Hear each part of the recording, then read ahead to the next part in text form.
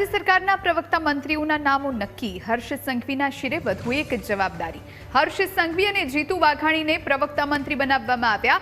રાજ્ય સરકાર ટૂંક સમયમાં સત્તાવાર જાહેરાત કરશે। અગાઉની સરકારમાં પ્રવક્તા મંત્રી તરીકે ઋષિકેશ પટેલ અને કનુ દેસાઈને જવાબદારી સોંપવામાં આવી હતી, ત્યારે હવે નવનિયુક્ત મંત્રીઓમાંથી હર્ષ સંઘવી અને જીતુ વાઘાણીને પ્રવક્તા મંત્રી તરીકે જવાબદારી સોંપવામાં આવી છે। જો કે હજુ સુધી સત્તાવાર જાહેરાત નથી થઈ।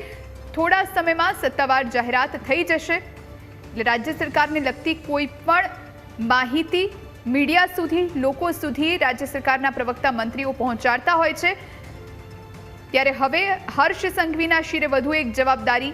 પહેલેથી જ નાયબ મુખ્યમંત્રી તરીકે તેમની નિયુક્તિ થઈ છે। આ સાથે ગૃહમંત્રી તરીકેનો પહેલેથી જ તેઓ ચાર્જ સંભાળી રહ્યા છે ને હવે વધુ એક જવાબદારી તેમને સોંપવામાં આવી છે।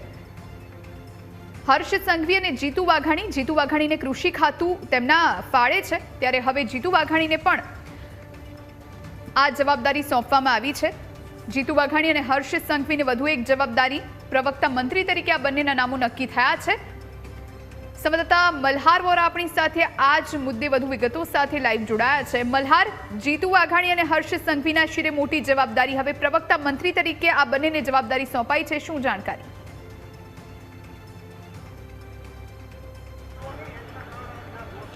ચોક્કસથી નવા મંત્રીમંડળની રચના બાદ જે છે તે દિવાળી અને વેકેશન બાદ જે છે આજે કેબિનેટ બેઠક મળી હતી। આ કેબિનેટ બેઠકની અંદર પ્રવક્તા મંત્રી કોને બનાવવા તેને લઈને પણ ચર્ચા કરાઈ હતી। એટલે કે રાજ્ય સરકાર વતી હવે કયા મંત્રી જે છે તે મીડિયાને અને પત્રકારોને સંબોધન કરશે તે મામલે પ્રવક્તા મંત્રીના નામ ઉપર ચર્ચા થઈ હતી। જો કે બેઠક પૂર્ણ થયા બાદ નામ જે સામે આવી રહ્યા છે, હર્ષ સંઘવી જે નાયબ મુખ્યમંત્રી છે તેમને જે છે તે હવે પ્રવક્તા મંત્રી તરીકેની પણ જવાબદારી સોંપાઈ છે। આ ઉપરાંત કેબિનેટ કક્ષાના કૃષિ મંત્રી તરીકેની જવાબદારી સંભાળી રહેલા જીતુ વાઘાણીને પણ જે છે તે પ્રવક્તા મંત્રી તરીકેની જવાબદારી જે છે તે સોંપવામાં આવી છે। એટલે કે હવે આ બંને મંત્રીઓ જે છે તે પ્રવક્તા મંત્રી તરીકેની પણ જે છે તે વધારાની જવાબદારી સંભાળશે। આ ઉપરાંત અગાઉ જે ભૂપેન્દ્ર પટેલની સરકાર હતી, એટલે કે વિસ્તરણ પહેલાંની જે સરકાર હતી તેમાં ઋષિકેશ પટેલ જે આરોગ્ય મંત્રી હતા કેબિનેટ કક્ષાના, તેમને પ્રવક્તા મંત્રી તરીકે જવાબદારી સોંપવામાં આવી હતી। સાથોસાથ કેબિનેટ કક્ષાના જે અન્ય મંત્રી જે હતા કનુભાઈ દેસાઈ, જે નાણાં અને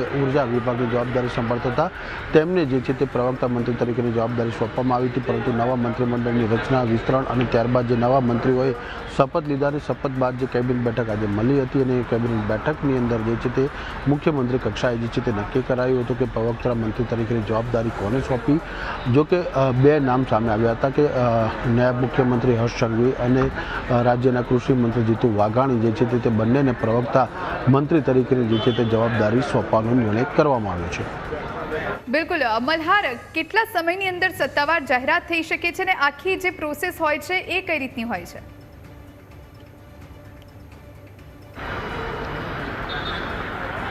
ચોક્કસથી જ્યારે કેબિનેટ બેઠક મળતી હોય છે ને બેઠકની અંદર પ્રવક્તા મંત્રી તરીકેની જ્યારે નામની ચર્ચા થતી હોય છે, મુખ્યમંત્રી કક્ષાએ જે છે તે નામની ચર્ચા થતી હોય છે, ત્યારે મુખ્યમંત્રી જે છે તે બે નામોનો જે પ્રસ્તાવ મૂકતા હોય છે।